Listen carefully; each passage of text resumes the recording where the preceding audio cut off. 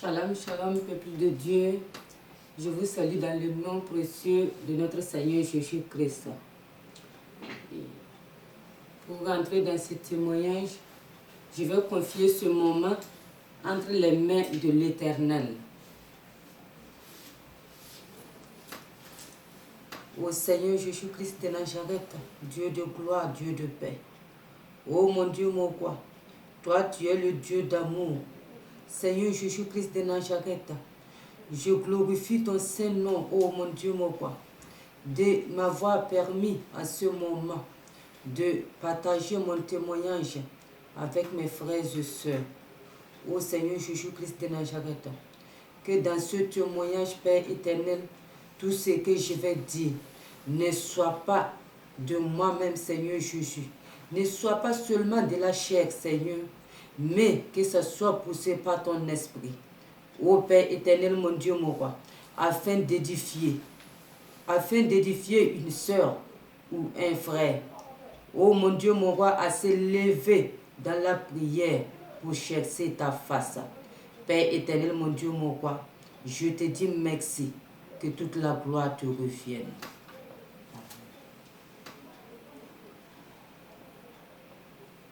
Moi, je me nomme Madame Sanwidi Nekafando Adèle à l'état civil. Dieu m'a fait la grâce de me donner un nouveau nom par le baptême que j'ai reçu hier. Mon nouveau nom est Déborah. Donc désormais, mon nom c'est Jésus Déborah. Amen, amen. Maintenant, pour rentrer dans mon témoignage, je vais dire que je suis né d'une famille catholique. D'une famille catholique parce que je viens du Burkina Faso. Je viens du Burkina Faso, plus précisément à Boulssa. Je suis de Boulssa, natif de Boulssa, mais je réside à Kaya. Et par ce témoignage, je vais édifier un frère ou une sœur. Dans ma famille, j'ai vécu, j'allais dire, une enfance un peu difficile parce que nous sommes animistes catholiques, si je peux le dire ainsi, parce que nous, on est nés, trouvé que nos parents étaient catholiques, mais ils n'avaient pas abandonné la tradition animiste. Non, ils n'avaient pas abandonné. Et jusqu'à présent, ils sont dans le catholicisme, mais ils pratiquent toujours l'animisme. C'est-à-dire, quand le moment vient de faire les sacrifices, dans la famille, ils le font toujours. Ils ont les autels, qu'ils sacrifient des bœufs et des moutons, qu'ils sacrifient des poulets aux ancêtres. Oui, aux ancêtres. Mais ils sont tous catholiques, baptisés, d'autres ont pris première communion, et d'autres sont confirmés, et d'autres sont mariés dans ça, mais malgré tout, la pratique traditionnelle est là. Et nous tous, nous sommes nés, trouver ça comme ça. Et c'est dans cette famille, j'ai grandi avec, je suis la deuxième des 7 enfants. Des 7 enfants. Et dans mon enfance, on était tellement heureux jusqu'à l'âge de mon adolescence.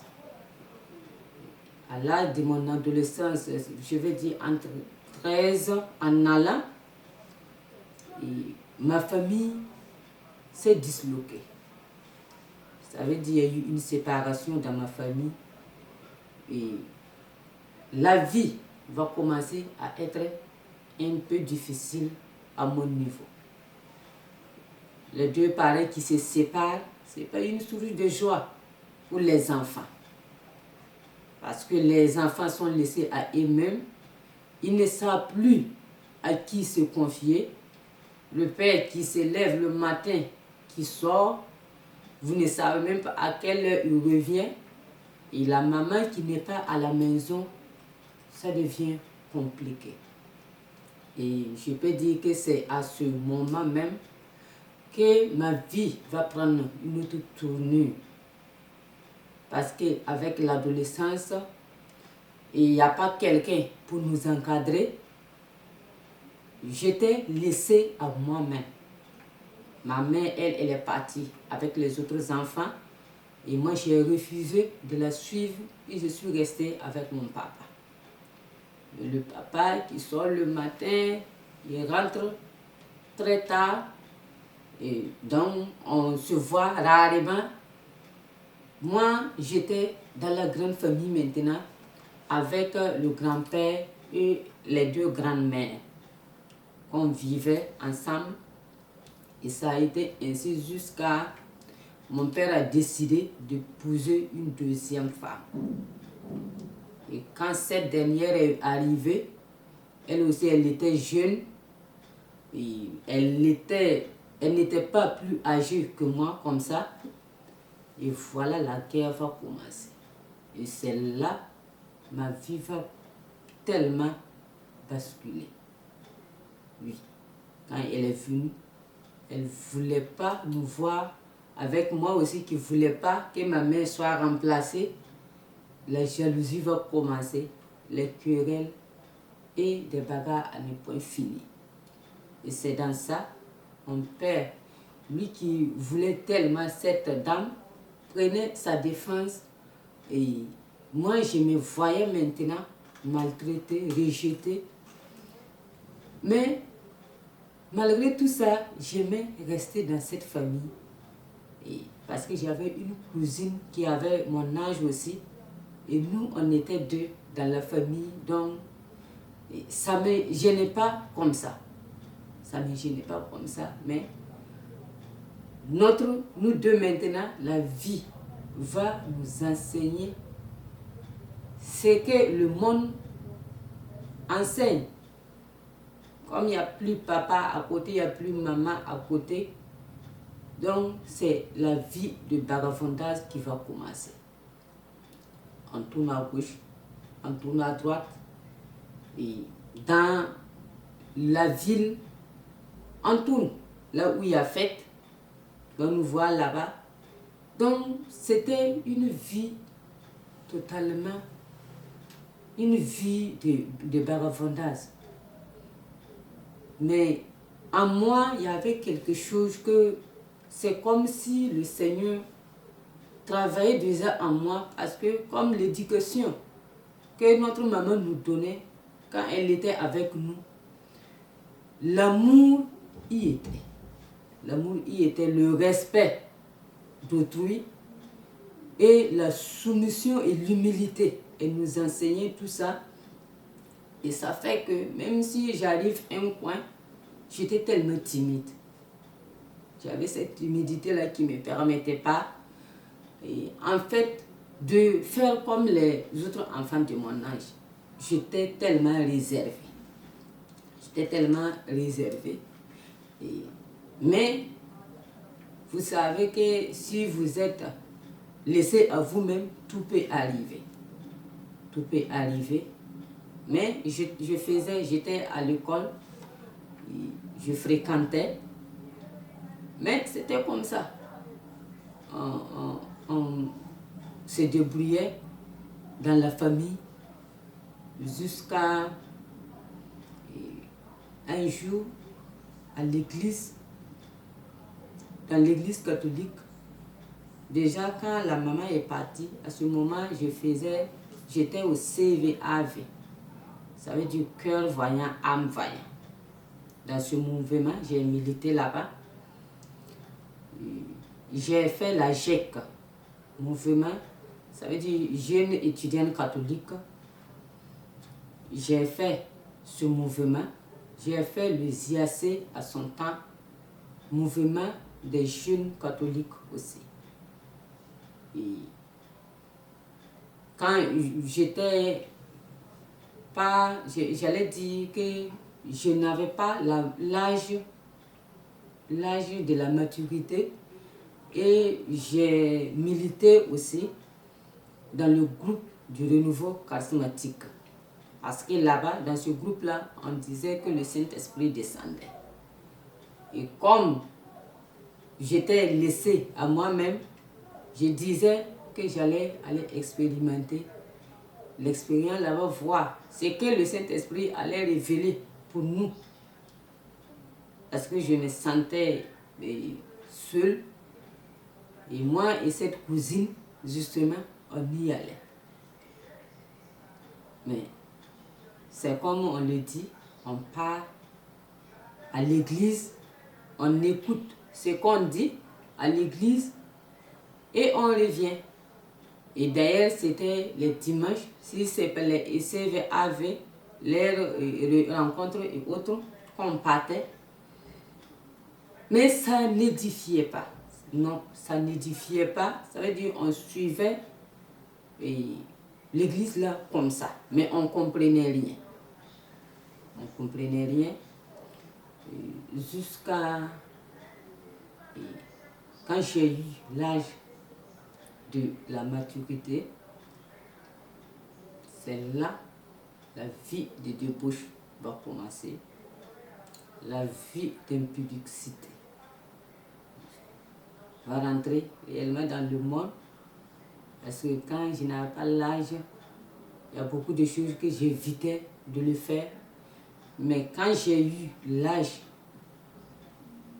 la convoitise va me pousser maintenant à aimer ce que les autres enfants de ma génération aussi. Et ça a été comme ça avec le collège. Vous voyez que ce n'est pas simple. Vous êtes là-bas, il y a d'autres, ils viennent vous montrer des habits neufs. Et ils viennent avec des habits neufs. Ils viennent avec des chaussures neuves.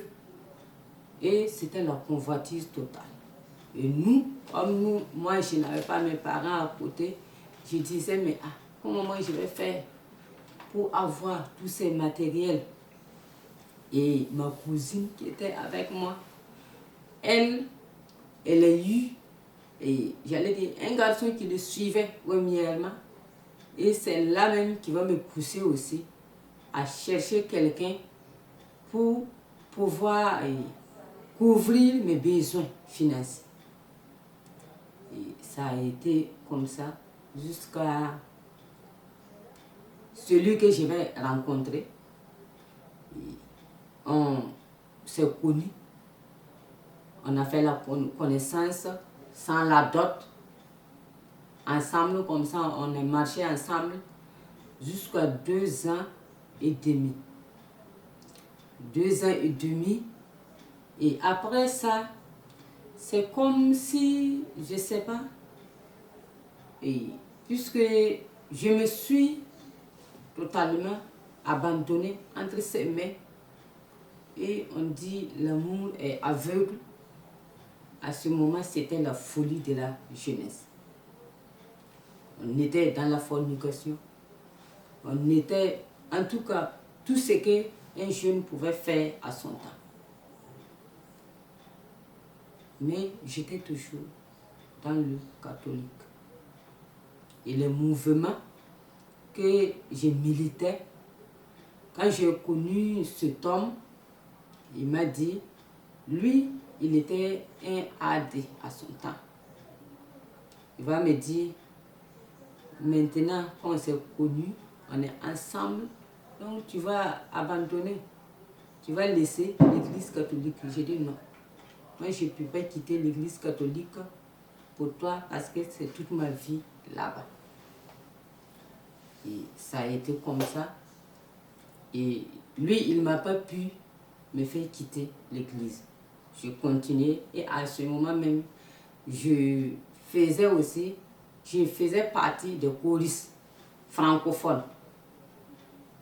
Je faisais partie des choristes francophones à Boulsa. Jusqu'à... Je suis partie avec cet homme. C'est à ce moment que je vais arrêter d'aller à la chorale, je vais arrêter d'aller au mouvement du renouveau charismatique. À son temps, c'était vers 2002-2003. 2002-2003 que j'ai arrêté de fréquenter les mouvements. Quand j'étais avec cet homme, on vivait une vie de débauche. Maintenant, c'est le dimanche seulement. Ça veut dire samedi soir, on partait à l'église avec tous les habillements possibles. Parce que samedi soir, là, si tu vas aller là-bas, ceux qui connaissent l'église catholique des samedis soirs, ils savent que là-bas, ça veut dire, toi aussi, tu t'habilles pour aller te montrer. C'est pas pour aller prier, c'est pour aller te montrer. Alors, si tu as eu une chaussure neuve ou des vêtements, c'est là que tu vas bien te saper pour aller te montrer. Parce qu'en réalité, on ne savait même pas ce qu'on partait faire à l'église. L'enseignement qu'on nous donnait ne nous permettait pas de rentrer en profondeur pour connaître que l'église c'était un lieu saint, mais ce n'est pas un lieu de rencard. Parce que chez nous, à son temps, c'était comme ça. C'est dans les samedis soirs, tu vas quitter pour aller voir ton gars, pour aller forniquer même. Et je voyais que Jésus qu'on parlait là, ce n'était pas ça. Ce n'était pas ça. Et maintenant, mon mari, quand j'étais avec lui, bon, à ce moment, il n'était pas mon mari parce qu'il n'a pas payé ma dot. Il n'a pas payé ma dot. C'était une vie de fornication qu'on vivait ensemble. Et j'ai eu mon premier fils avec lui. Quand j'ai eu mon premier enfant avec lui, et pendant ma grossesse, il y a eu un petit problème où moi j'ai décidé de repartir chez mes parents pour vivre là-bas. Il ne m'a pas cherché, mais moi j'ai décidé non, de repartir chez mes parents. Parce qu'il y a eu un problème. Il m'a trompé avec une autre femme. Et moi je n'ai pas pu supporter. Je n'ai pas pu supporter et je suis retournée chez mes parents avec mon enfant. Ça c'était en 2006. 2006. Maintenant, courant 2007. Courant 2007, il y a eu un moment où je fus malade. Et quand je suis tombée malade là, ma mère, elle qui ne cesse jamais de courir à gauche, à droite, sur les marabouts, sur les féticheurs, pour chercher de quoi, puisqu'elle dit pour se protéger. Oui, c'est ce qu'elle dit, pour se protéger et protéger ses enfants.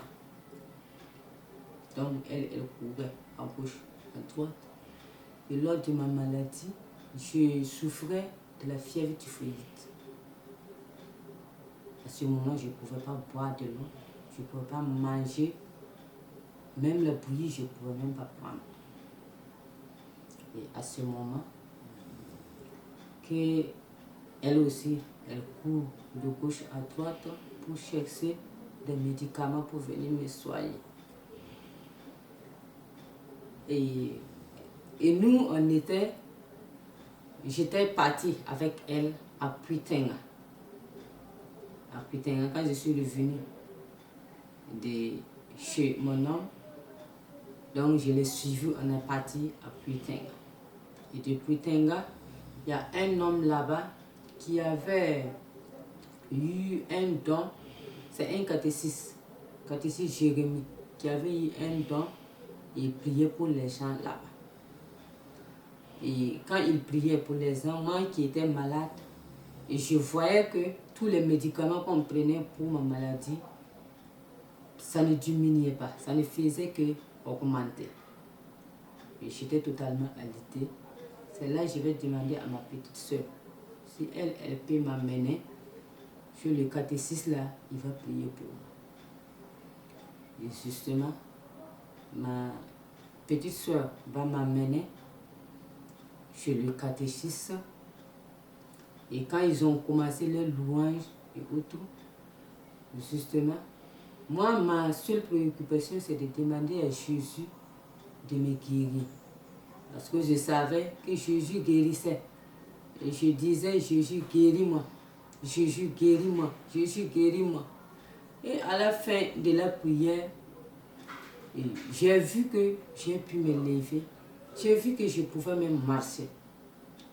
Et j'ai dit gloire à Dieu. Et je remerciais le Seigneur et je partais. Je rentrais chez moi. Et la soeur qui était venue me déposer, elle va me croiser. Et quand elle m'a croisée, elle était stupéfaite parce que quelqu'un que tu es venu déposer, elle ne pouvait même pas se lever. Ça veut dire s'asseoir même, elle ne pouvait pas. Tu crois cette personne-là et elle tient même le goyave.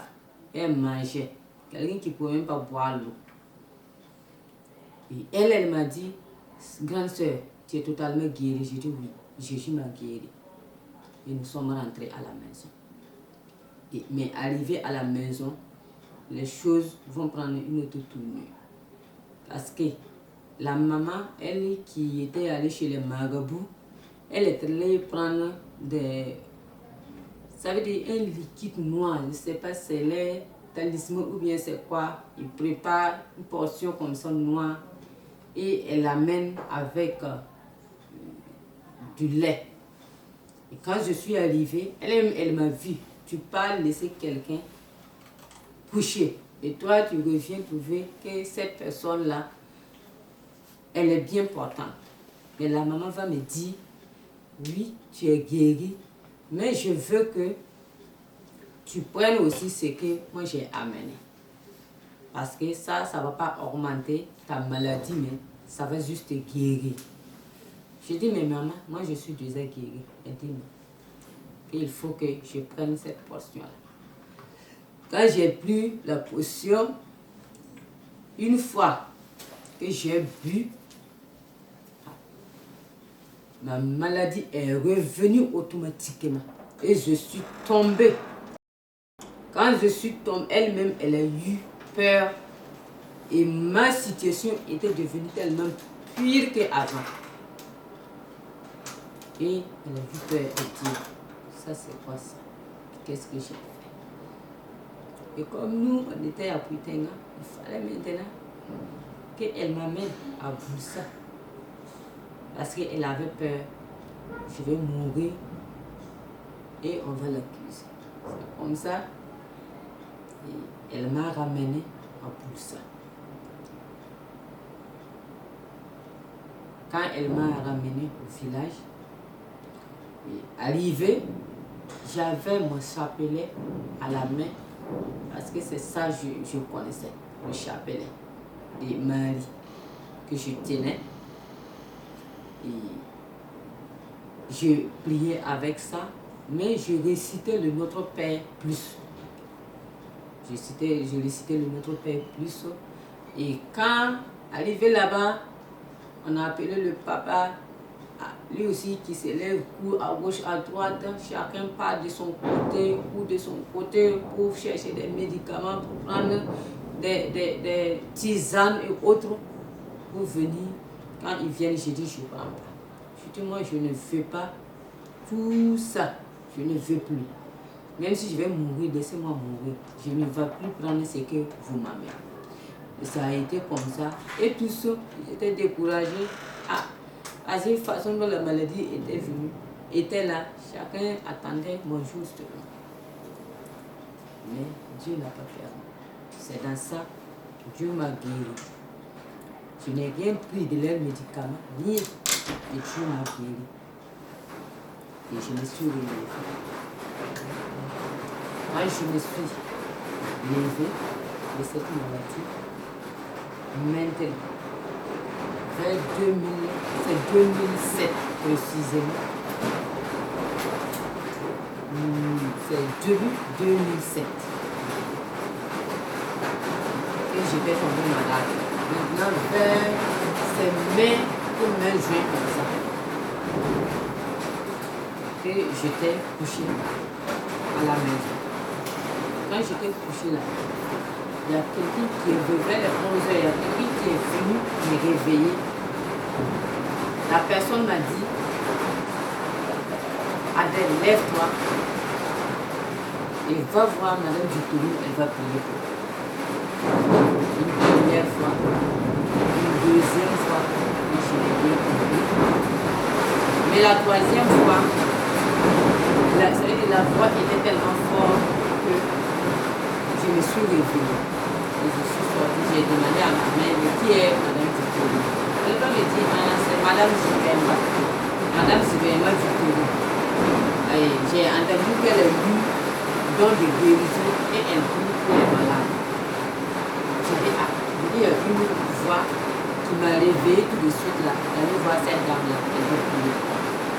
Et je me suis levée, à l'instant même, aller voir Madame Victorine. Quand je suis allée, c'est comme si elle-même, elle m'attendait. Parce que c'était à l'église catholique de Brissa. J'ai été la voir, je l'ai expliqué. Elle m'a dit d'accord, il n'y a pas de problème. Non, on part au niveau du tabernacle là pour aller faire la prière là. C'est comme ça, elle va prier. Ceux qui connaissent ça, Madame Victorie, Madame Zitoyama Victorie, c'est une dame, elle a une voix fine. Mais ce jour-là, quand elle a commencé à prier, j'ai senti, c'est comme la voix qui me parlait, c'était devenu la voix d'un homme. Une voix grave d'un homme qui me parlait.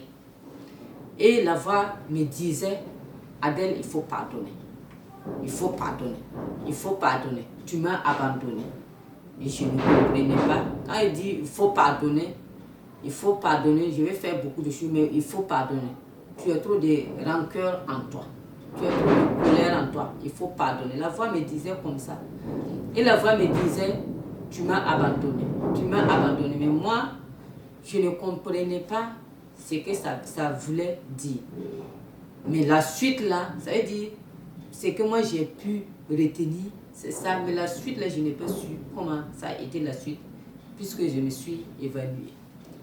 Et quand je me suis réveillée, on est sorti de l'église, la dame va me dire, le Seigneur me dit, je te dis de payer la croix, une croix, tu vas tenir cette croix-là. Et là où tu vas aller, la croix va te protéger. J'ai dit d'accord. J'ai payé la croix-là à 750. J'ai été, le prêtre a béni la croix. Et je tenais ça, oui. Là où je partais, c'est comme si c'était ça qui était devenu mon Dieu. Parce que là où j'étais, j'avais la croix là avec moi.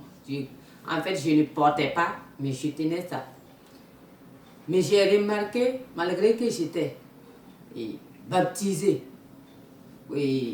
communiée et confirmée, si je porte une croix, ça ne va même pas faire 2-3 jours, cette croix-là va se perdre. Et je disais, je ne pouvais pas passer tout mon temps à payer des croix chaque fois. Donc, je marchais comme ça. C'est la croix que la dame m'avait dit de payer, c'est ça seulement. Je tenais partout où j'allais. Et ça a été comme ça. Mais, malgré qu'il y a eu cette prière-là, j'ai vu que ma vie n'a pas changé. La vie de débauche, je n'ai pas quitté là-bas. Parce que, mais là où j'ai vu le changement, c'est le rancœur. La colère, j'ai senti que ça, c'est comme si on m'avait arraché même le cœur parce que je ne ressentais plus rien pour ceux que je détestais vraiment. C'est là que j'ai senti que réellement ça va. Et j'ai pu pardonner à ceux-là qui m'avaient offensé. Et dans ce pardon-là, le père de mon enfant va revenir. Il va me dire, lui demande pardon. Il veut qu'on reparte sur de nouvelles bases. Mais vous voyez mes frères et sœurs, au lieu à ce moment que je profitais, que lui-même il arrange les choses, je suis reparti comme ça. Sans rien. Il ne m'a pas douté, rien. Et quand je suis reparti là-bas comme ça, c'est là la persécution va commencer. Beaucoup de persécutions. Lui-même, il buvait. Il buvait. S'il vient, c'est de palabre en palabre. C'est de palabre en palabre. On n'avait même pas du tout la paix. On n'avait pas du tout la paix. Mais Dieu, il n'abandonne pas totalement ses enfants.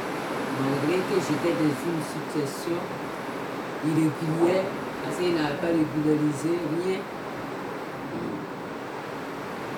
Les souffrances, les tortures et autres, je vivais ça comme ça jusqu'à il a décidé de me torturer. J'ai dit maintenant, peut-être que c'est parce qu'avant, je n'étais pas doté qu'il y avait tellement de problèmes. On a fait la torture. Maintenant, la persécution continue jusqu'au mariage. J'ai dit non, c'est parce que je n'étais pas mariée que c'est comme ça. Parce qu'à l'église catholique, et ils ne reconnaissent pas la dot comme mariage. C'est si vous passez à l'église qu'on reconnaît que vous vous êtes marié. Et ça a été comme ça, on s'est suivi jusqu'à j'ai eu mon deuxième enfant. J'ai eu mon deuxième enfant. La persécution n'est pas, ne s'arrête pas. Au contraire, ça augmente. Et j'ai dit non, comme maintenant je me suis mariée, puisque avant, comme je n'étais pas mariée, là, vous savez, l'église catholique, là, et les mouvements, là, vous êtes là-bas comme ça, mais ça veut dire, vous suivez comme ça, on ne peut pas vous responsabiliser, rien, parce que vous, on vous regarde comme, en fait, des pécheurs, en quelque sorte. Si tu n'es pas marié là-bas, on te met de côté. Ça veut dire vous suivez, mais vous n'êtes pas pareil comme les autres. Il faut te marier pour qu'on sache que tu es une vraie chrétienne.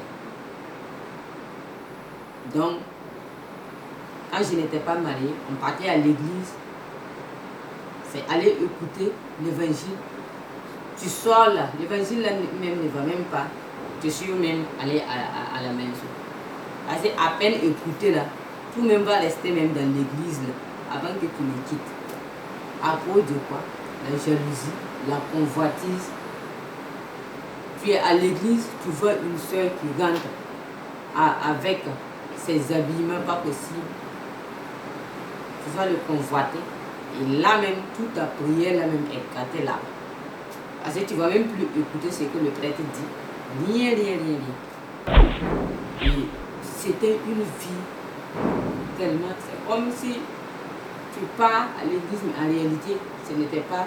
On ne partait pas à l'église. C'est comme une réunion seulement qu'on partait faire. Et quand je me suis mariée, j'ai dit, moi aussi, c'est ça on dit le mariage avec l'orgueil. Une fois que tu te maries, l'orgueil, à cause des bas que tu as vu là, c'est ça maintenant qui devient, ça veut dire, c'est comme un trophée que tu as gagné. Là où tu passes, tu veux qu'on remarque que tu t'es marié.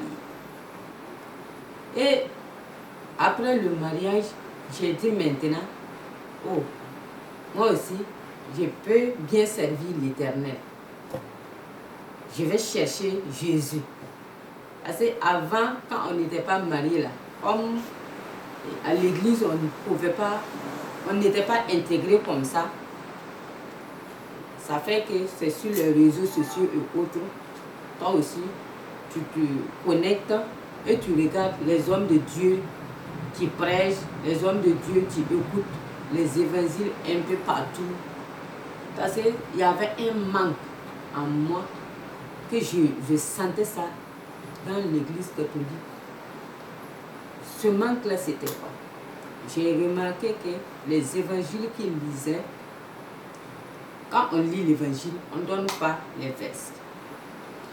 Et comme on ne donne pas les versets, mais tu as écouté, arrivé à la maison, même si tu veux, et ça veut dire tu veux méditer la parole qu'on a lit aujourd'hui, tu vas le méditer avec quoi? Parce que on lit comme ça, vous écoutez comme ça. Ça fait qu'il n'y avait pas, en fait, ce n'était pas fondé. Et une fois que tu écoutes, tu oublies, là, c'est fini. Quand tu arrives à la maison, même s'il y a la Bible là, tu ne connais pas ça veut dire tu ne connais pas l'évangile. Tu peux connaître l'évangile qu'on a lu, mais la partie c'est où? Pour pouvoir vérifier, voir est-ce que réellement ce qu'on a lu là, si c'est ça ou pas ça. Donc, c'était comme ça. Mais ce manque là, ce vide que je sentais là, je voulais coûte que coûte combler ce vide là. Donc, on partait sur les réseaux sociaux, on écoutait un peu partout pour voir c'est où même Jésus là est réellement. On voyait les manifestations de l'esprit un peu partout, mais on n'était pas convaincu parce que tu ne sais pas. C'est ici que Jésus est, c'est ici que Jésus est. Ça veut dire ton cœur balancé. Mais en tout temps, j'ai dit, quand je me suis mariée, j'ai dit maintenant, je suis devenue stable. Moi aussi, je peux méditer partout où je veux. Et ça a été comme ça. Je vais reprendre le chemin du groupe Renouveau Charismatique. C'est là-bas que je suis rentrée. Parce que là-bas, je partais un peu, même quand je n'étais pas mariée, je partais un peu, mais ça veut dire je ne pouvais pas m'intégrer parce que comme il y avait affaire des mariages qui étaient là, tu suivais seulement. Mais quand je me suis mariée, j'ai décidé maintenant de m'intégrer dans ce groupe-là. Parce que la fierté, je sentais que maintenant, moi aussi, j'étais devenue chrétienne. Et c'est là que je vais commencer à me donner à cœur dans ce groupe. Les mercredis, on faisait les louanges. Les vendredis, les adorations. Et il y avait des prières matinales. Après la messe qu'on faisait, il y avait des versets qu'on donnait à méditer, des prières de Marie, des rosaires qu'on partageait à sa groupe. Mais là, quand on donne les rosaires à aller réciter à la maison, le jour que moi je récite le rosaire là, les attaques, je vais recevoir beaucoup d'attaques que moi-même je ne savais pas. Ces attaques-là, ça vient d'où-même. Mais je ne comprenais pas. J'ai dit, ah, comment on peut comprendre? Moi, je prie pour que ma situation s'améliore. Et c'est là que je reçois beaucoup d'attaques. Mais à chaque fois, moi, je me disais, non, ces attaques-là, ça va s'améliorer parce que c'est comme si moi-même, je me donnais le courage pour dire que non, prière que tu fais là, c'est-à-dire, c'est parce que ça va, c'est bon qu'on vient t'attaquer. Sinon, on ne va même pas t'attaquer. Et on multipliait ces prières. Et la cousine que je parle en tant que telle, Dieu l'a bénie aussi, elle s'est mariée. Et avec elle, on s'accordait pour se donner des versets bibliques. Mais il y a Marie qui défait les nœuds. Marie qui défait les nœuds, ça aussi, c'est Jean Rosaire. Ils ont des petites Bibles, ça veut dire des livrets, oui, pour ça. C'est pour ces gens de prière. On payait ça. On s'accordait avec elle, on priait. Mais, entre-temps, moi, j'ai dit à la sœur, à chaque fois qu'on prie, moi, je reçois beaucoup d'attaques. Et elle aussi, elle me disait qu'à son niveau aussi, c'est pareil. Qu'à son niveau aussi, c'est pareil. Je dis, ah, On ne plaît pas. On prie pour que notre situation s'améliore. Et maintenant, on prie, c'est là même qu'on se retrouve attaqué. Et dans ma famille, je voyais que non. Entre-temps, la persécution même qui avait diminué là, maintenant que je suis mariée là, c'est là même que la persécution a augmenté. Et c'était tellement dur. Et je ne comprenais pas ce qui s'est passé. Et dans ça, 2 jours après mon mariage, je vais faire un songe. Et dans le songe là, je vois ça veut dire 2 ours qui me poursuivaient. Et quand ces ours me poursuivaient, en temps, ils se sont transformés en femmes. Et ils me disent, nous sommes venus partir avec ton utérus. J'ai dit non, vous ne pouvez pas partir avec mon utérus. Et dans le songe là, on s'est bagarré. Mais ils ont fait comme si c'était la sorcellerie. Ils ont fait des boules de feu comme ça pour enlever mon utérus. Et moi, je criais et je demandais, mais ça c'est quoi? Et ils me disaient, la barre que tu as mis là, c'est pour nous.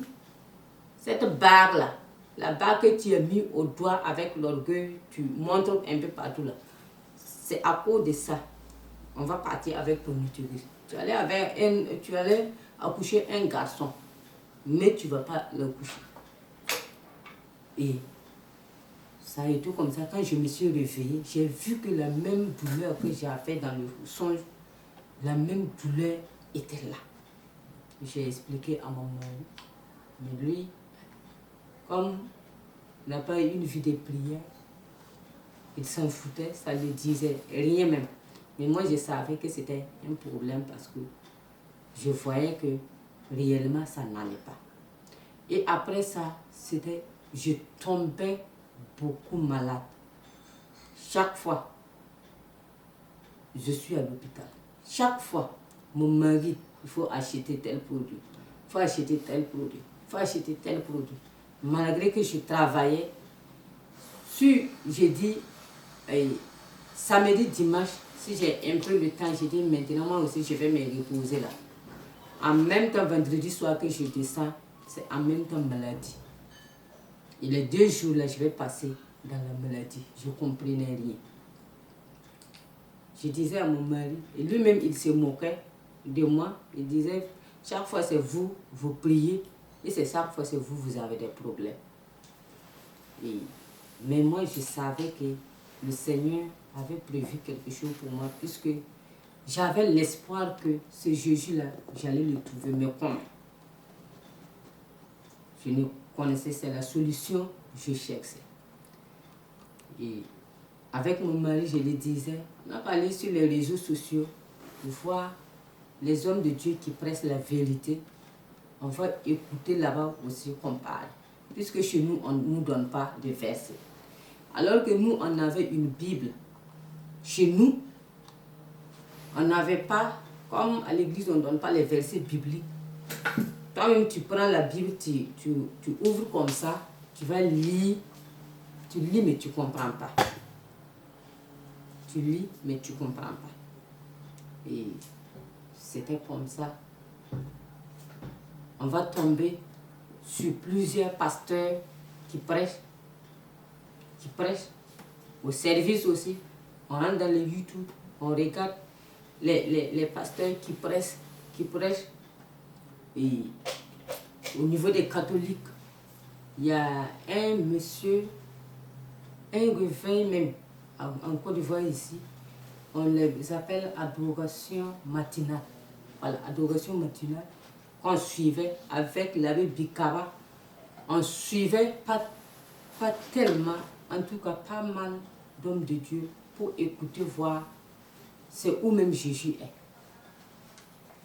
Et ça a été comme ça jusqu'à je vais tomber malade. Et quand je suis tombée malade, en 2021, courant mois de septembre, Alors qu'en 2021, pour un mois d'août, il y a eu une retraite spirituelle des catholiques que moi-même j'ai participé. Parce que je me disais que non, comme on court à gauche, à droite là, il faut repartir faire une retraite spirituelle pour pouvoir savoir ce que Dieu veut de toi. Et pour pouvoir harmoniser ma vie de prière. C'est pour ça que j'ai été dans cette retraite spirituelle.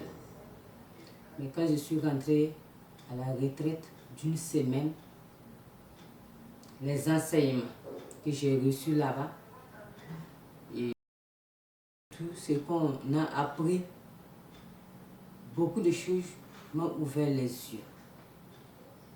Et je disais, réellement, il faut que je me lève dans la prière pour chercher la face de Dieu, parce que ce qui m'arrive là, ce n'est pas normal. À chaque fois, ton mari, lui, il peut, s'il part, il boit, il vient, il veut t'humilier même devant tes enfants. Je voyais que ce n'était pas normal. Je voyais que ce n'était pas du tout simple. Mais comment faire pour nous en sortir? Et dans cette retraite spirituelle, moi qui attendais que j'allais être délivré, et j'ai vu que non. J'ai fait une semaine là-bas. En tout cas, je m'appliquais et je voulais, en tout cas réellement, connaître Christ et voir c'est par où réellement je peux le voir. Pour pouvoir toucher la réalité de ce que on entend. Le Christ a visité un tel a vu Marie, un tel a... Mais c'est quelque chose que toi-même, je sentais que Jésus, je sentais ça, je sentais que Jésus, que je vais rencontrer, il existe réellement. Et il fait beaucoup de miracles. Mais je me demandais pourquoi, moi, ma vie, là, je souffre comme ça. Ça veut dire qu'il y a quelque chose, je voulais coûte que coûte une réponse à ça. Et dans la retraite, on a fait la retraite une semaine, il y a eu des enseignements qu'on nous a donnés. Et à l'issue de cette retraite, quand je suis revenue à la maison, c'était 7 août, du 7 au 14, non, ou bien du 31. En tout cas, c'était le début du mois d'août qu'on a fait la retraite là. Et quand je suis revenue de la retraite, j'ai commencé à arranger ma vie. C'est-à-dire, il y a beaucoup de comportements que j'avais, que j'ai commencé à abandonner. Il y a beaucoup de choses, les enseignements qu'on nous a donnés, il y a beaucoup de choses que j'ai commencé à abandonner. Mais,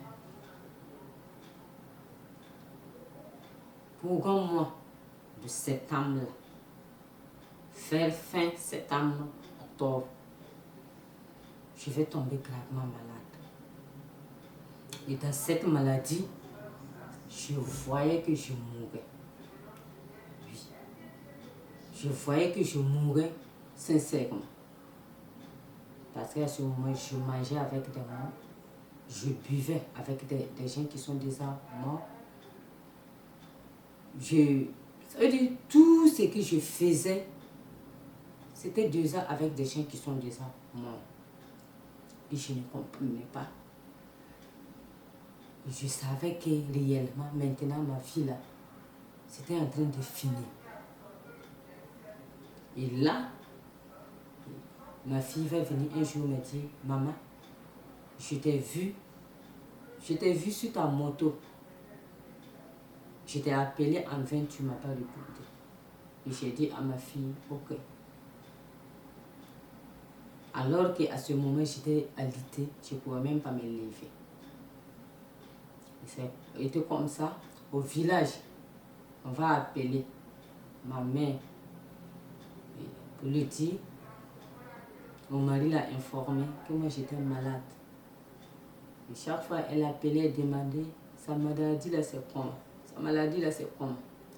Et moi je disais à mon mari, il ne faut pas lui dire la vérité parce que je la connais. Quand tu vas lui dire la vérité, elle va se lever avec les maraboutages et autres là. Elle va venir ici avec ses gris-gris. Et moi je ne veux pas ces médicaments là. Et mon mari était d'accord. Donc on lui disait que ça va. On lui disait ça va, ça va, ça va. Et elle était à Ouagadougou. Et un jour, elle va nous appeler. Elle va dire, chaque fois vous vous dites que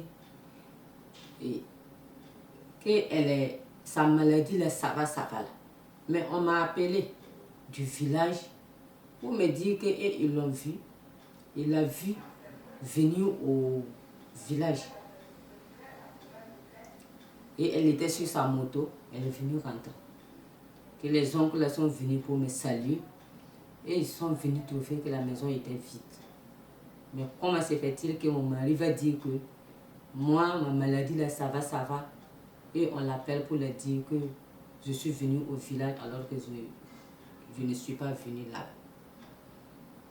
Et comme ça, elle va s'organiser encore pour aller de marabout en marabout, de féticheur en féticheur, pour prendre toutes ces potions et autres encore pour venir.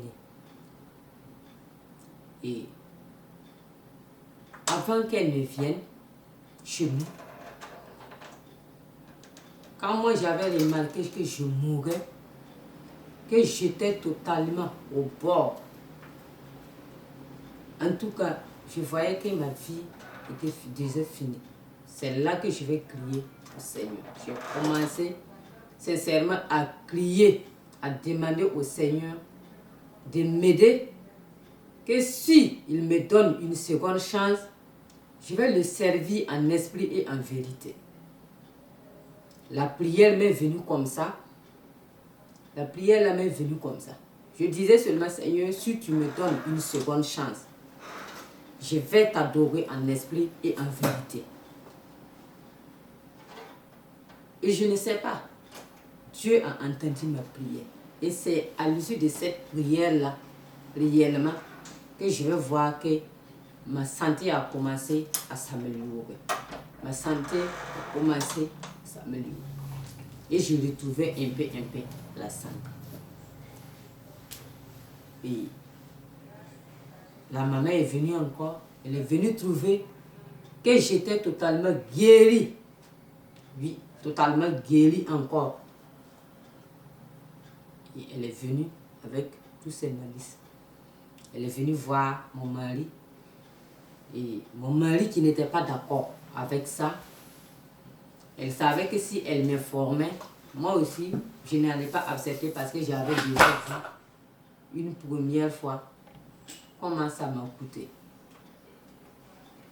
Et une deuxième fois, elle est venue.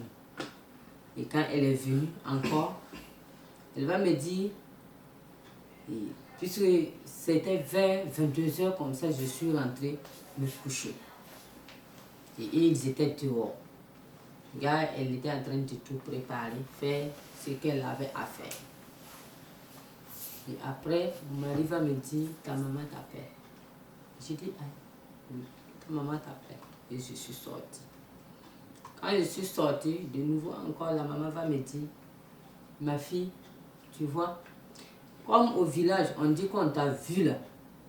Si toi, tu ne te laves pas avec cette tisane-là, ça veut dire ton esprit ne peut pas devenir en toi. Il faut que tu te laves avec cette tisane pour que ton âme revienne en toi. Et moi, je l'ai dit non, mais Jésus m'a déjà guéri. J'ai dit depuis que j'ai commencé à prier, j'ai crié sincèrement à Dieu. J'ai dit, s'il me donne une seconde chance, je vais le servir en esprit et en vérité. Ma santé est revenue. Et elle va dire non. Ce qu'elle a amené là, c'est pas médicament comme ça. que c'est juste pour faire revenir mon âme à moi. Que même si je refuse de faire ça, je le désobéissais. Et il est dit dans la parole de Dieu qu'on doit honorer notre père et notre mère. Et je n'avais pas le droit de la désobéir. Et quand elle a dit comme ça, elle m'a paralysé. Et j'ai accepté. Elle m'a lavé avec les tisanes là. Et elle m'a donné du bouilli et de la bouillie à boire. Et bien aimé, le diable est rusé. Quand il m'a donné ça, quand j'ai fini, je suis retournée dans la chambre, en train de me coucher. À peine fermé les yeux, les démons là sont venus à ma garde. Je ne peux même pas les compter. Ils sont venus nombreux me dire, voilà, nous on savait que tu allais tomber dans notre piège. On savait que tu allais tomber dans notre piège. Maintenant, on a le droit de prendre ta vie. Et moi, j'ai eu tellement peur. Surtout, j'ai commencé à crier la nuit là. J'ai crié. J'ai crié à Dieu. J'ai crié au Seigneur. Et toute la nuit, je n'ai plus fermé l'œil parce que j'avais peur que les démons que j'ai vus là, ils viennent prendre ma vie. Et le lendemain, très tôt le matin, je me suis rendue à l'église catholique pour aller crier à Dieu encore. Je suis allée, j'ai fait la prière matinale, la messe est finie et on est allé devant le crucifix prier là-bas. C'était un jour de vendredi. Et dans la soirée, il y avait chez nous là, la confession. Et moi, je suis revenue pour la confession encore, venir me confesser pour demander pardon et demander, implorer la miséricorde pour que Dieu me fasse grâce. Parce que c'était par l'ignorance que je l'ai fait. Et quand je suis quitté là-bas, je suis retournée, je suis allée m'agenouiller devant ma mère. Je lui ai dit, maman, je te demande pardon, mais tu vois ce qui s'est passé là. Je ne veux plus, même si tu entends que je vais mourir là, il ne faut plus m'apporter quelque chose qui vient de chez les marabouts et autres. Je n'en veux pas. Je dis la nuit, ce que tu as fait là, les démons sont venus me dire que maintenant, il peut prendre ma vie. Parce qu'ils t'ont envoyé. Il peut prendre ma vie maintenant. Et ma mère, elle a eu tellement peur qu'elle a demandé à repartir au village. Et elle est repartie. Je vais rester dans la prière pour implorer au Seigneur de me faire grâce encore. Et ça a été comme ça. Ma santé va revenir. Et quand j'ai retrouvé ma santé, il fallait que j'accomplisse ce que j'avais promis au Seigneur. Et je le disais que je allais lui servir en esprit et en vérité. Il fallait que j'accomplisse ma promesse. Et quand je me suis levée, j'ai dit, j'aime chanter. J'étais à la chorale, j'ai fait chorale francophone, donc j'aime chanter. Et je vais le servir en le chantant ou à la liturgie. Parce que j'avais ce désir-là de connaître la parole de Dieu. Mais je ne savais pas comment me former dans ça. Je disais que si je partais à la liturgie, comme ils préparent la messe, ils lisent, ils font les lectures et autres, là-bas j'allais profiter en même temps et connaître la parole de Dieu. Et ça a été ainsi. Maintenant, à l'église, on a annoncé pour recruter les choristes, ceux qui voulaient servir l'Éternel dans leur chorale. Et moi, j'ai été, je voulais, en tout cas, c'est la chorale qui était, premièrement, en tout cas, que je voulais servir l'Éternel. Mais quand ils ont annoncé la rencontre, c'était un dimanche à 9 h que la rencontre devait se tenir. Mais j'ai vu que le jour de la rencontre, je me prépare pour la rencontre et j'appelle mon mari pour lui dire que je pars pour la rencontre. Et mon mari va me dire, il faut m'attendre. Je vais venir avant que tu partes. Je suis restée sur le canapé à attendre mon mari. Et du coup, c'est comme une migraine que j'ai sentie en moi, comme un fatigue, comme un début de palifaçon. Et ça veut dire tout ma tête là me faisait mal. J'ai pris paracétamol et je me suis couchée en attendant mon mari. Mais bien aimé. Donc coucher à attendre mon mari là, c'est vers les 15 h que je me suis réveillée. Quand je me suis réveillée, j'ai demandé, il est fait quelle heure? Il me dit 15 h. J'ai dit oh. J'ai dit et ma pora. Et tout de suite, j'ai dit donc le Seigneur ne veut pas que je parte là. Et j'ai laissé tomber la pora. Dans prière charismatique, on partageait les tâches. Quand on partageait les tâches, j'ai dit, ah, là où moi je peux aller, c'est l'accueil. Et l'accueil là, quand on est sorti pour la rencontre, à peine arrivé, c'est comme s'il y a quelque chose qui m'a dit non, il faut partir, toi tu ne dois pas être ici. En fait, c'est comme quelque chose m'a dit non, non, puisque j'étais déjà habité même avec, mais c'est comme quelque chose qui m'a dit non, non, non, il faut partir, toi tu ne peux pas rester ici. Et je suis partie comme ça. Maintenant, il restait la liturgie. Et je me suis levée, j'ai dit, ah, la couronne là, c'est échoué. Je vais me renseigner au niveau de la liturgie, voir comment on fait pour intégrer là-bas. Et pour la liturgie maintenant, je vais faire un rêve où, ça veut dire, une chose où je vois qu'au niveau de la prière charismatique, là, il y a 2 dames qui étaient là-bas, 2 mamans. Et quand j'ai vu, dans le songe, on était 3. On était 3 et on nous envoyait d'aller dans un autre village pour évangéliser. Et moi qui disais, mais à l'église catholique, on ne parle pas évangéliser. Et on nous envoie d'aller évangéliser, moi et puis 2 dames. Et du coup, quand on partait pour l'évangélisation, la nuit nous a tombé en cours de route. Et j'ai vu que moi et puis les 2 mamans là, il y a une maman qui s'était dépouillée parce qu'elle elle s'habillait simplement. Chaque fois, elle attache foulard sur sa tête et puis des habits simples. J'ai vu que c'est moi et puis cette dame-là. Et moi aussi, je voyais que j'étais habillée tellement simple. Et ma tête était couverte. Et on partait. Sur le chemin, j'ai vu que c'est comme si nos cœurs étaient devenus des lumières qui éclairaient la voie que nous, on avait empruntée.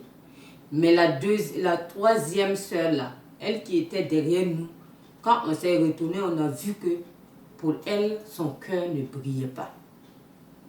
Et nous, on s'attachait de la dire, n'a qu'à se dépêcher pour venir. Parce que si nous, on part avec la lumière là, elle va marcher dans l'obscurité. Ça a été comme... Et je me suis réveillée. Quand je me suis réveillée, j'ai vu ça, j'ai dit, waouh. J'ai dit, donc, le Seigneur veut que je parte à la liturgie. Et ça a été comme ça. En même temps, le lendemain, j'ai cherché à intégrer le groupe de la liturgie. Ça, c'était maintenant, dans le mois de décembre 2021. Décembre 2021, quand je suis allée me renseigner pour m'inscrire à la liturgie, ils vont me dire qu'à l'aile, là, il ne peut plus prendre quelqu'un, mais dans le mois de janvier 2022, c'est là qu'ils vont lancer. Et pour tous ceux qui veulent intégrer la liturgie, vont venir. J'ai dit, et ça a été comme ça. Janvier est venu et ils ont lancé et j'ai été. Et à la liturgie là-bas, ça veut dire c'est des dates qu'on vous donne. Chacun choisit, vous choisissez les dates là et on forme des groupes de liturgie maintenant. C'était comme ça. Et en formant les groupes de liturgie, les dates que moi j'ai choisies avec les frères, après j'ai vu que non, je n'arrivais pas à accomplir, ça veut dire que je n'arrivais pas à animer les messes là, ça veut dire faire les liturgies là avec ces personnes là. Si la date arrive, on va me dire qu'il y a un mouvement qui a pris pour animer. J'ai dit, ah, une première fois, une deuxième fois, une troisième fois. J'ai dit, ah, je ne comprends pas. Donc je n'arrivais pas à faire la promesse que j'avais faite à Dieu. C'est là que mon cœur a commencé à s'attrister parce que j'ai dit, tu vas servir l'Éternel en esprit et en vérité. Et déjà, toi, tu peines, il n'y a même pas un coin, ça ne va pas. Et c'est là que je vais aller sur les réseaux sociaux. Ça même, j'étais au service un jour. Sur les réseaux sociaux, sur YouTube. J'étais en train de faufiler comme ça. En regardant les gens qui donnent les témoignages là. Les gens leur donnent les témoignages. Mais je voyais beaucoup de témoignages, mais ça ne m'intéressait pas. Parce qu'on dit qu'il y a beaucoup qui sont faux. Donc, je voyais, mais ces jours-là, je ne sais même pas ce qui s'est passé. J'ai vu un témoignage comme ça et j'ai dit, je vais ouvrir ce témoignage-là, écoutez voir. C'est quand même on dit là. Et quand j'ai ouvert le témoignage, j'ai vu que c'était le témoignage de Maman Déborah et son époux. Et ce jour-là, quand j'ai écouté le témoignage, ça m'a beaucoup édifié. Et dans le témoignage, ce qui m'a plus édifié, c'est quand elle disait que non, si vous fréquentez une assemblée, il faut prier pour demander à Dieu voir est-ce que c'est sa volonté. Est-ce que c'était sa volonté que vous soyez là-bas. Est-ce même sa volonté que vous faites dans cette église-là. Et ça m'a touché. Et j'ai dit, mais réellement, moi j'ai promis à Dieu de le servir en esprit et en vérité, mais je n'arrive pas. Donc il faut que moi je vais prier pour demander, voir, est-ce que réellement c'est la volonté du Seigneur, c'est que moi j'ai dit, chorale, liturgie, est-ce sa volonté même? Est-ce qu'il ne me veut pas ailleurs que là-bas? Et c'est comme ça, je vais prendre un moment, un long temps pour rentrer dans la prière. Et toujours dans le catholicisme, quand j'ai commencé les prières, des méditations, je prenais des versets bibliques comme ça, je les méditais. Quand je suis au service, je les méditais sans même connaître même ce que ça veut dire. Parce que là-bas, la vie de prière n'était pas ça. C'est bien vrai, on disait qu'on priait, mais à cause des attaques et autres là, c'est comme si tu ne pries pas. Mais à ce temps-là, je prenais des versets bibliques là comme ça. Je peux prendre un verset biblique dans mon cœur comme ça. Je le récite, sans même comprendre ce que ça veut dire. Mais ça veut dire, j'avais cette envie-là que le Seigneur me réponde. Et je priais. Et c'est comme ça, un vendredi, plus précisément le 18 février 2022. C'était un jour de vendredi, jour d'adoration à l'église cathédrale de Kaya. Et ce jour-là, la prière commençait, l'adoration commençait à 18h. J'ai été. Et quand on a commencé l'adoration, comme tous les jours, comme tous les autres vendredis, arrivé au niveau de la lecture de la parole de Dieu, le catéchisme va se lever, il a lu la parole de Dieu en Morée dans Marc 6, verset 51 à 56. Donc, quand il a lu la partie là, en Morée, et moi je tenais une Bible top là en français. Et là maintenant, j'ai repris la lecture. Quand j'ai repris la lecture en français, j'ai fini. Je voulais rentrer maintenant dans la méditation. Quand je voulais rentrer dans la méditation, j'ai vu que j'ai à peine commencé. Il y a une voix qui m'a dit, ma fille, je ne veux pas que tu médites là. Je veux que tu descends en bas. J'ai dit, ah, ça c'est ma pensée, ou bien c'est réellement quelqu'un qui me parle. Une première fois, j'ai rejeté, j'ai dit non, ça doit être ma pensée. Et j'ai commencé encore. La voix est venue une deuxième fois, audiblement, comme quelqu'un qui parle à quelqu'un. La voix me dit, c'est pas là-bas, je veux que tu médites, descends. Je dis, ah, ça devient sérieux là. Et j'ai refoulé encore, j'ai dit non. J'ai dit, ça c'est quelle pensée moi j'ai comme ça. Selon moi, c'était moi ma pensée. Et la voix est venue une troisième fois. Et c'est là que j'ai su que non. Ce qui me parlait là, ce n'était pas moi ma pensée, mais réellement c'est quelqu'un qui me parlait. Parce que la façon dont la voix là est venue, ça m'a troublé. Et j'ai dit, ah, donc, et justement, je suis descendue en bas pour voir. Ça dit quoi? Et quand je suis descendue, j'ai vu que c'était dans Marc chapitre 7. Et en haut, c'est écrit les pharisiens et les traditions. Et j'ai dit, waouh. J'ai dit, ça c'est quoi? Et j'ai commencé à lire. Quand j'ai commencé à lire dans Marc 7 là, à partir du verset 6 là, à partir du verset 6 où on dit, Jésus leur répondit, hypocrite, Ésaïe a bien prophétisé sur vous. Ainsi qu'il est écrit, ce peuple m'honore des lèvres, mais leurs cœurs sont éloignés de moi. C'est en vain qu'ils m'honorent en donnant des préceptes qui sont des commandements d'hommes.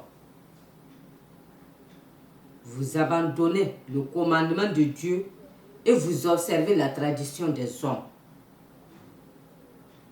Il leur dit encore, vous anéantissez fort bien le commandement de Dieu pour garder votre tradition. Mes bien-aimés, à partir de cette partie-là, c'est comme si ce n'était plus moi qui lisais la parole, mais la voix qui me parlait là, c'est comme si c'est la voix là maintenant qui lisait la partie que je viens de lire. Et j'étais totalement bouleversée, troublée. C'était dans l'église catholique, à la cathédrale de Kaya, mes bien-aimés que je dis là. Dans l'église.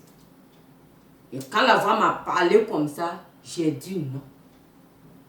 J'ai commencé automatiquement à poser la question parce que l'atmosphère même était totalement changée. Je ne savais pas si il faisait froid ou bien il faisait chaud. L'atmosphère a totalement changé. Et moi, j'ai posé cette question, mais celui qui me parle, là, je dis, toi, tu parles comme ça. Ça veut dire cette parole-là, ça s'adresse à moi ou bien c'est à toute l'église? Je dis, mais si tu parles, si c'est l'église là, il faut saisir un pour parler à toute l'église. Sinon, si tu me parles, moi je suis petite, moi je vais dire ça, comment ils vont me croire? Ou bien c'est à moi-même que cette parole-là s'adresse.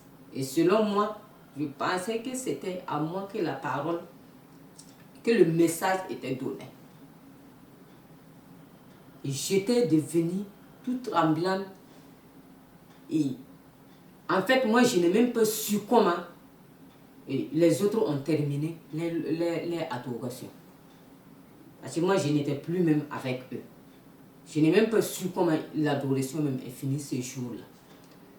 C'est entre-temps, quand j'ai vu que l'atmosphère qui était totalement changée, c'est comme si la personne maintenant m'a lâché, que j'ai vu que, quand je me suis retournée, j'ai vu que dans l'église, là, j'étais seule avec les filles qui sont dans les maisons des sœurs là, qui étaient là, qui couvraient l'autel.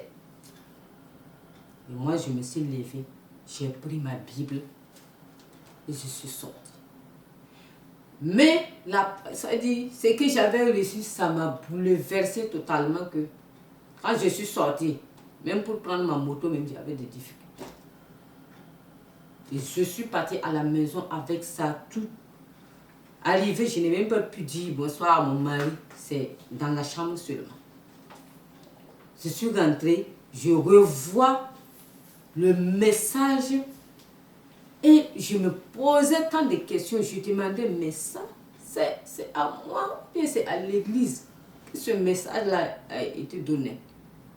Et durant toute la nuit, je suis restée à poser des questions, à prier en désordre. Parce que dans la prière, moi-même, je ne savais même plus ce que je disais. Mais je priais. Et je voulais une réponse. Je disais au Seigneur, il faut que, je ne sais pas. C'est le Seigneur qui m'a parlé. C'est un ange qui m'a... C'est qui exactement qui m'a parlé? Je voulais une réponse ça veut dire ce que j'avais déjà entendu. Bien vrai qu'en 2007, j'avais déjà entendu une voix qui me disait d'aller, la femme là-bas, prier pour moi là. Mais ça, c'était tellement fort que je voulais comprendre c'est qui même qui est venu me parler là. Et ça a été comme ça, durant toute la nuit encore. Je suis restée à poser des questions, à prier. Et c'est comme ça, vers les 4 heures du matin. Et bien aimé, je ne dormais même pas. Parce que le sommeil là m'avait totalement quitté. Je me posais tant de questions et je voulais la réponse. C'est vers 4 heures du matin que je vais entendre. Ça veut dire la personne est venue encore et il m'a dit, ma fille, tu m'as appelé, je suis venue. Regarde. Quand il m'a dit regarde là, c'est comme s'il m'a pris de poser sur la paume de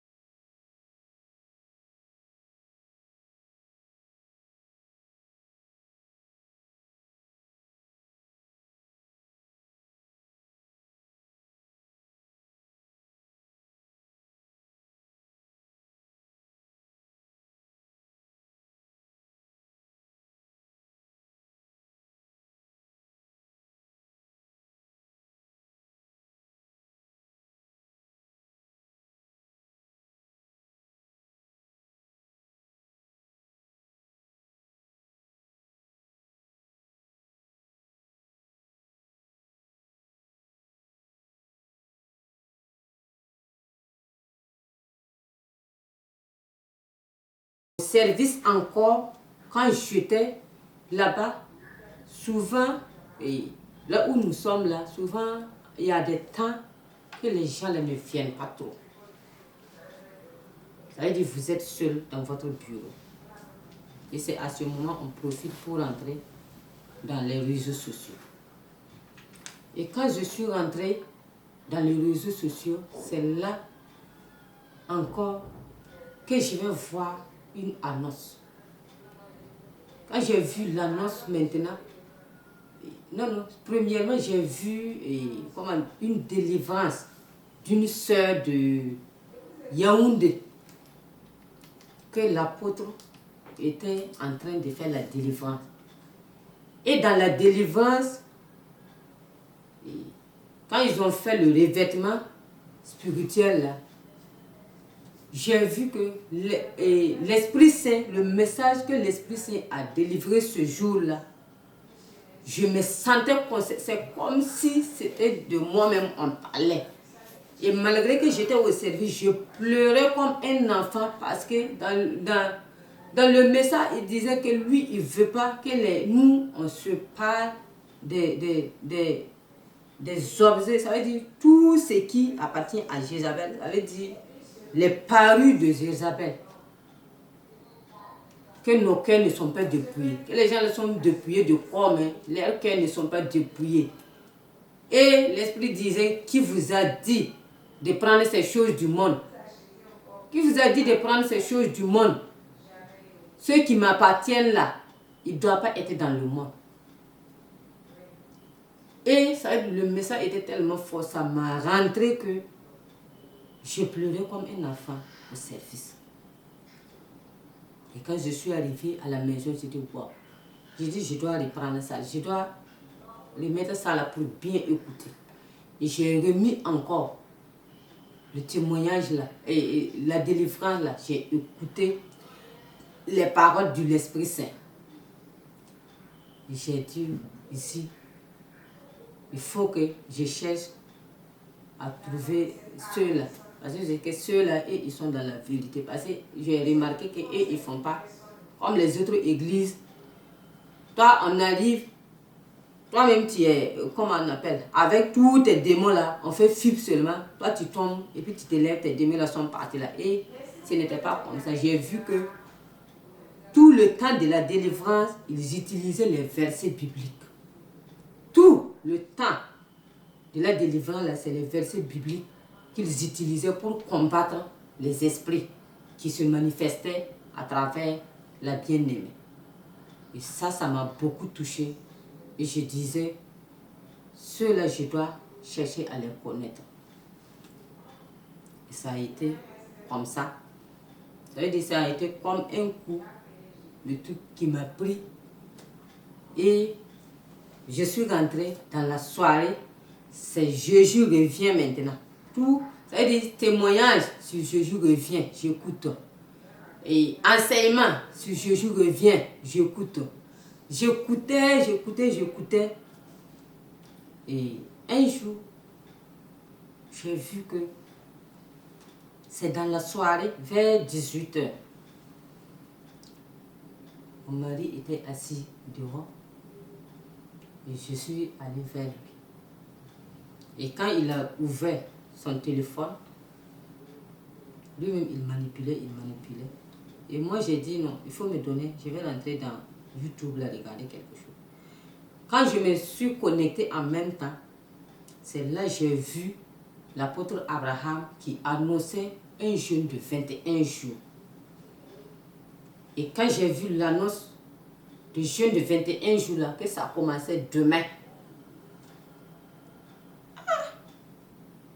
Et l'esprit, ça veut dire, la voix me persécutait, il me disait, toi tu dois rentrer dans ce jeûne là. Toi tu dois rentrer dans ce jeûne. Et moi je disais non. Mais moi-même, le groupe là, je viens à peine de le découvrir. Je ne sais pas s'ils sont dans la vérité ou pas. Mais la voix là me persistait, il me disait, il faut rentrer dans ce jeûne là. C'est dans ça que je vais t'enseigner. C'est dans ce jeûne là que je vais t'enseigner. Donc, ça veut dire, ça me persécutait, ça me parlait comme ça, que je n'étais plus moi-même. Et moi, je disais, quelque chose je n'ai pas préparé. Je vais dire ça là à mon mari comment? Il va me comprendre. 21 jours de jeûne à fruits. Moi qui n'avais jamais jeûné 2 jours là, je vais prendre 21 jours de jeûne à fruits. Je dis, mais je vais mourir. Je dis, non, non. Mais la voix là était là. Il me disait seulement, toi tu dois rentrer dans ce jeûne là. C'est dans ce jeûne-là, toutes les questions que tu te poses là, c'est dans ce jeûne-là que tu vas trouver les réponses là. Je suis rentrée encore. Je suis rentrée dans la maison. La voix ne me laisse pas. Je suis sortie. En tout temps, mon mari m'a demandé, mais toi là, depuis là, tu fais des va-et-vient. Qu'est-ce qui se passe? C'est là que je me suis assise, j'ai dit, il y a quelque chose que je voulais demander, mais je ne sais pas si vous allez accepter. Il m'a demandé que c'est quoi. J'ai dit, il y a un jeûne de 21 jours qui commence demain, et je voulais demander la permission, si c'est possible, de rentrer dans ce jeûne-là. Et je ne sais pas si c'est Dieu qui avait tout préparé, il va me dire qu'il n'y a pas de problème, que si tu veux faire, que ton affaire de Dieu là, moi je ne rentre même pas là-bas. Ton affaire de Dieu là, je ne rentre même pas là-bas. Si tu veux, tu fais. Je dis d'accord. Je dis merci. Alors que lui aussi, il avait parlé seulement pour parler. Parce qu'il n'était pas sûr que 21 jours là, j'allais pouvoir réellement rentrer et puis pouvoir tenir. Mais comme lui, il m'avait déjà donné son feu vert, le lendemain, j'ai commencé à sec parce que je n'avais pas payé tout ce qui devrait être à lui. Je suis rentrée dans le jeûne là comme ça.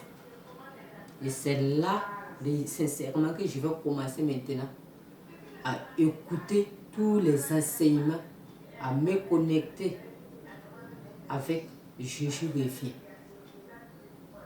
Et dans ce 21 jours-là, le Seigneur m'a beaucoup enseigné.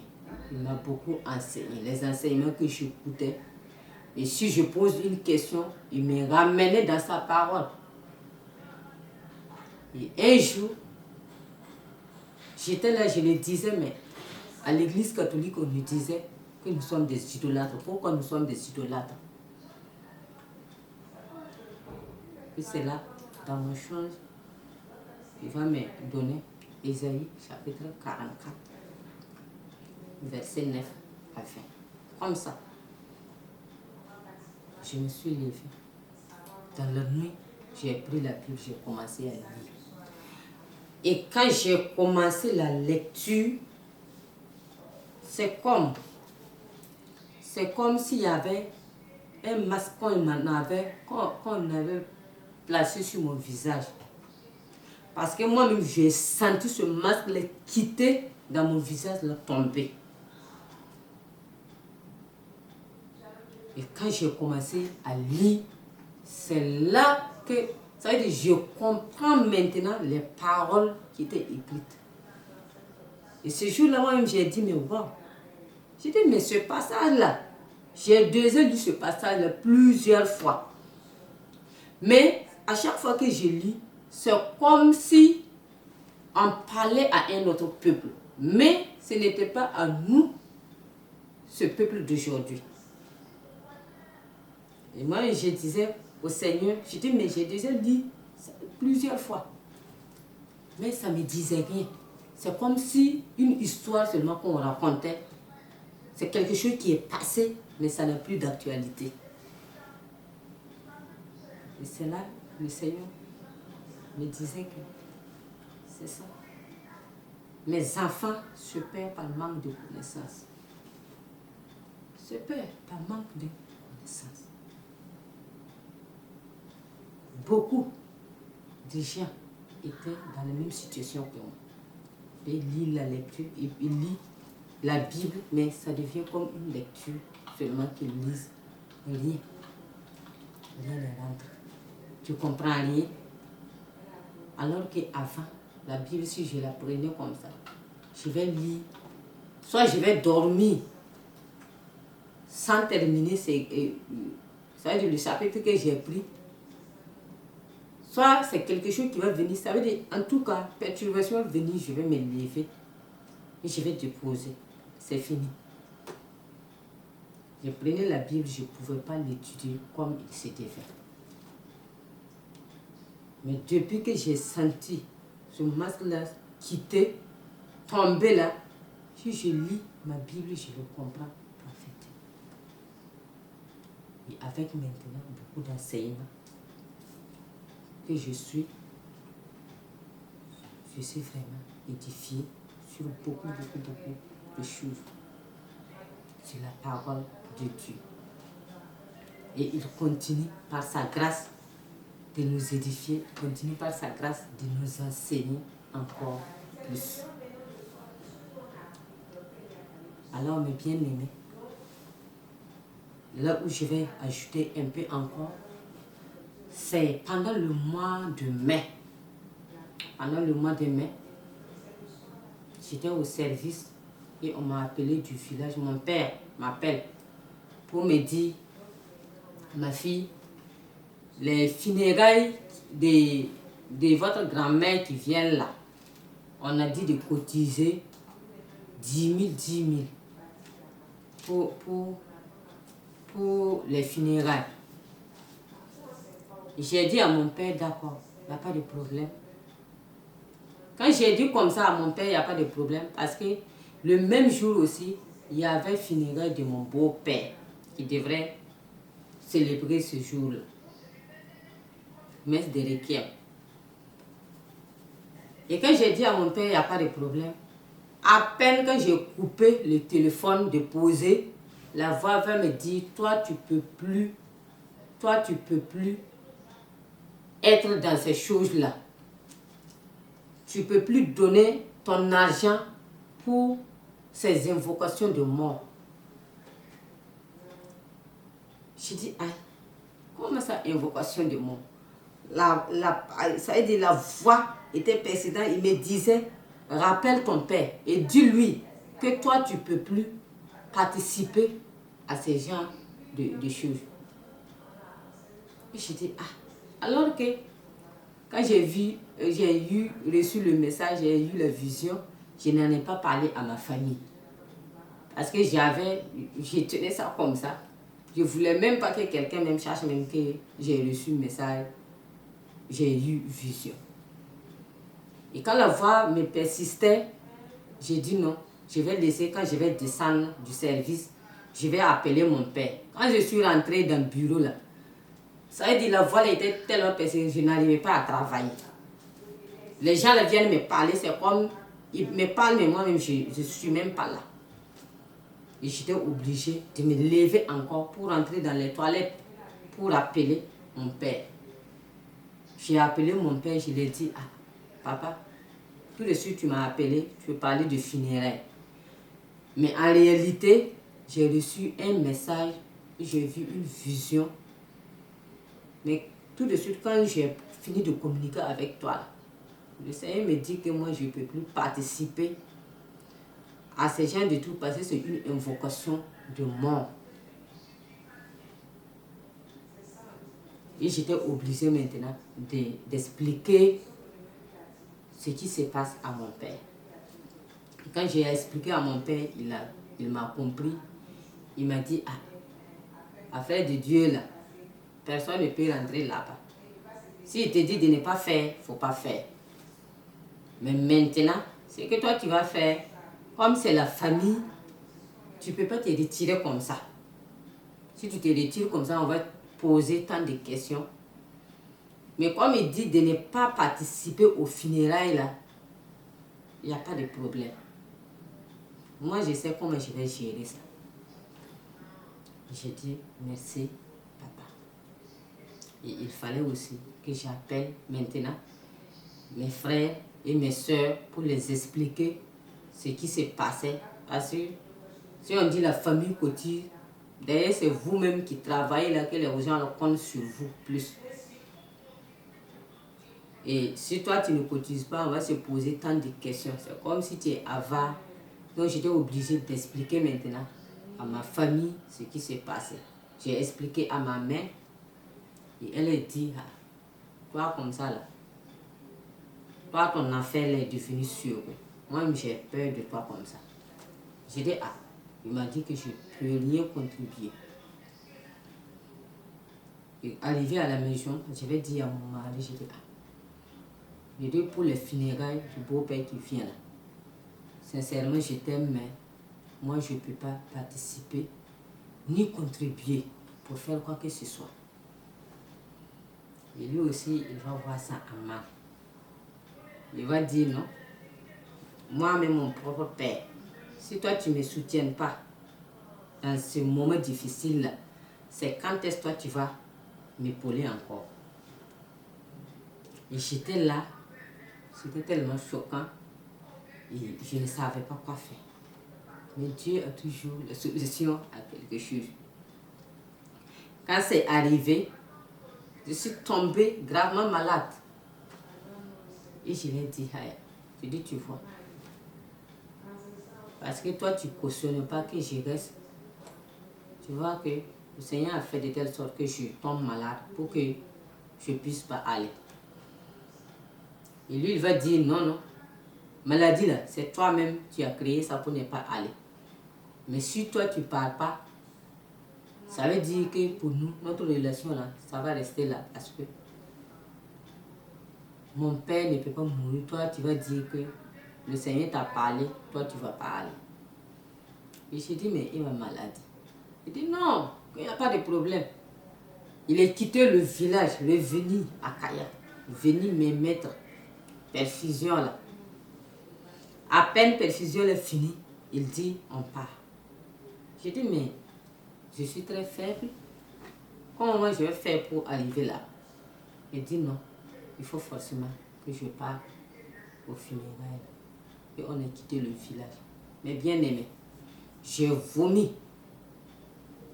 de Kaya jusqu'à la rentrée de Boulsa. Et arrivé à Boulsa, j'étais devenue comme une légume. Ça veut dire tous ceux qui me voyaient attrapaient leur bouche. Et ça veut dire, et même, il ne laissait pas mon mari, il demandait à mon mari, mais pourquoi toi, ta femme est gravement malade comme ça, toi, tu vas la forcer à venir ici. Que regarde comment elle est. Et justement, durant tout le séjour-là, j'étais couchée dans la maison. Je n'ai rien pu faire dans les funérailles, rien. Jusqu'à la messe de Requiem est finie. Mais bien aimé.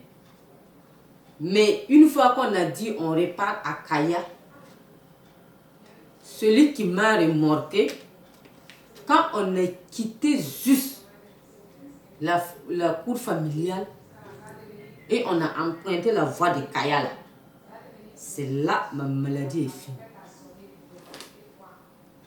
Ma maladie, ça veut dire, ça m'a quitté. C'est là que j'ai dit, oh, on ne joue pas avec Dieu. On ne joue pas avec Dieu. C'est là que j'ai compris que moi, ma vie était changée. Et que je ne pouvais plus faire tout ce que je voulais. C'est là mon mari lui-même, il va commencer maintenant à prendre les choses là au sérieux. Parce qu'il a vu que tout ce que je disais là, c'était la vérité.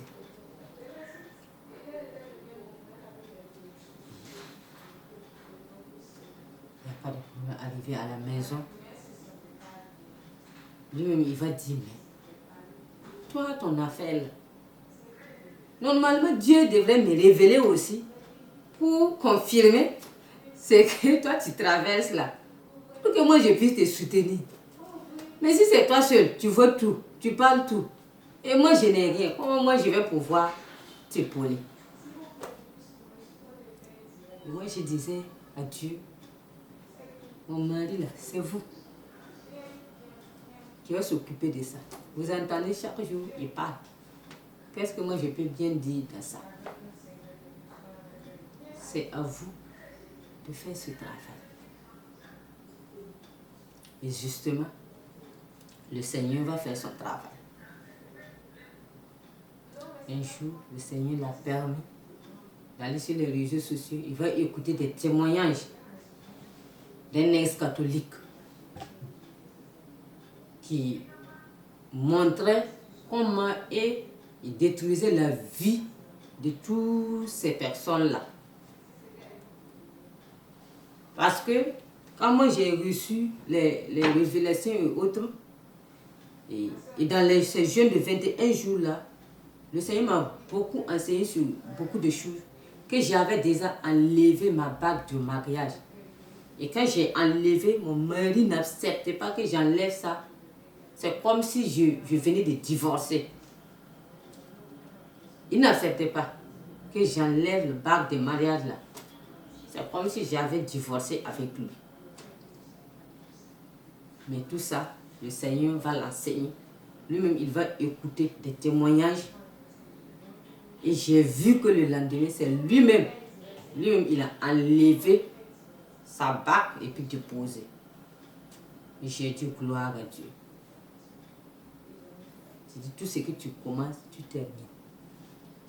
J'ai rendu grâce à Dieu. Et je continue à prier pour que le Seigneur lui-même l'édifie encore comme il m'a déjà montré tant de choses. Et aujourd'hui, je bénis le nom de l'Éternel, même s'il n'est pas encore converti. Et je peux dire qu'avec le temps, le Seigneur fera son œuvre. Parce qu'il y a beaucoup de choses que j'ai vues, beaucoup de changements qui ont lieu en lui.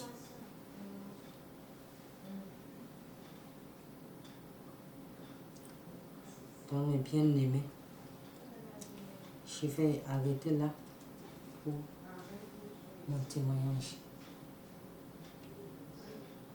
Shalom, shalom. Je bénis le nom de l'Éternel pour ce moment.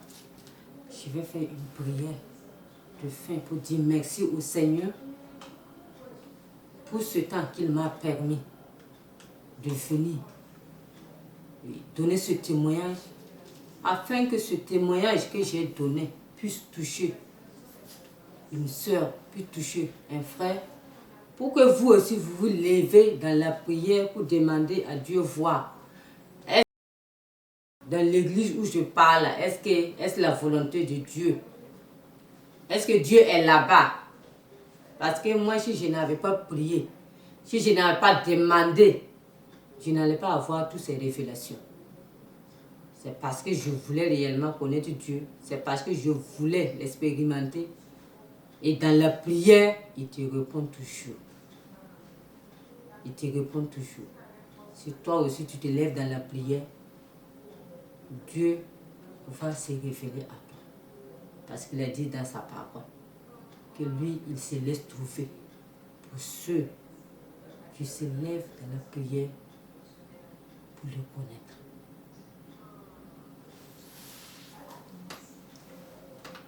Abba Père éternel des armées, merci mon Dieu, Seigneur Jésus-Christ de Nazareth.